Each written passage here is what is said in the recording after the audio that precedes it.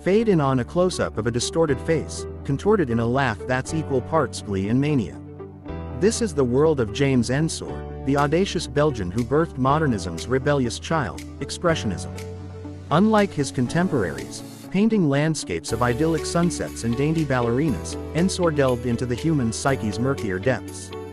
His canvases became cauldrons of anxieties, frustrations, and dark humor, anticipating the emotional rawness of Expressionism by decades. But why expression? For Ensor, it wasn't just about aesthetics, it was a weapon. He wielded his brush like a carnival barker, beckoning viewers into a bizarre bazaar of distorted figures, grotesque masks, and garish colors. His art wasn't a mirror reflecting reality, but a funhouse distorting it, amplifying anxieties and insecurities to their absurd extremes. Skeletons warming themselves, 1889. In a dimly lit room, skeletal figures huddle around a pot-bellied stove, their bony fingers outstretched as if seeking a flicker of warmth against the encroaching chill. Yet, the inscription on the stove itself reads, "No fire. Will you find one tomorrow?" Is it a bleak reminder of life's fleeting pleasures and inevitable decay, or a darkly humorous wink at the absurdity of clinging to comfort in the face of the unknown? Now, brace yourself for a stormier voyage. The Rower, 1889. A lone figure, skeletal and spectral, strains against the oars, battling a choppy sea under a sickly green sky. His mask, a recurring motif in Ensor's work, hides not just identity but the very concept of humanity. Just like Expressionist art, The Rower prioritizes the expression of raw emotions over precise realism. The skeletal figure's strained posture, the churning sea, and the sickly green sky all evoke a sense of anxiety, isolation, and existential struggle. This aligns with the Expressionist desire to portray the inner turmoil of the artist and humanity as a whole. The Rower can be considered a quintessential Expressionist masterpiece, showcasing the raw emotional expression, symbolic distortions, social critique, and individual focus that characterize the movement.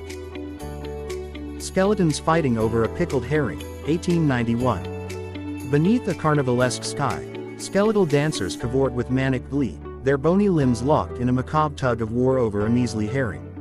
It's a scene both comical and unsettling, reminding us of life's fleeting pleasures and inevitable decay. In The Baths at Ostend, 1890, the seaside resort, usually a symbol of leisure, becomes a grotesque masquerade.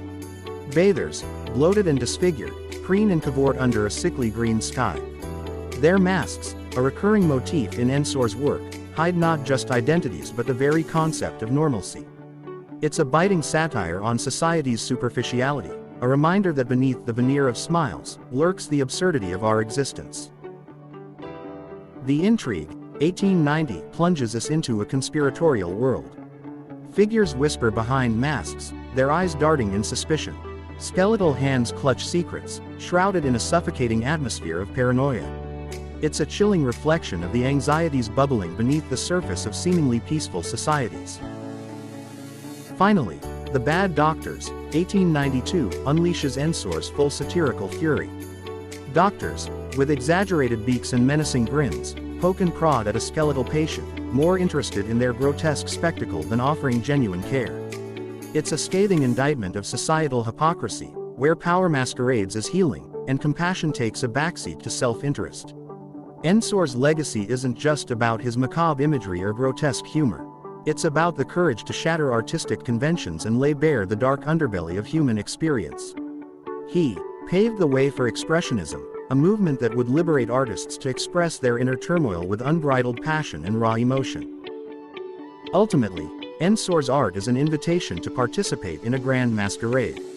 He throws off the masks of social propriety and invites us to confront the hidden grotesqueness of our own existence. It's a journey that's both unsettling and exhilarating, one that leaves us questioning our own perceptions and the very nature of reality.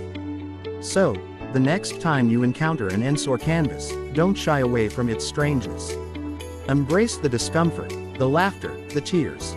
It's in that emotional maelstrom that you'll find the true power of his art, the audacity to confront the absurdity of existence and laugh in the face of it.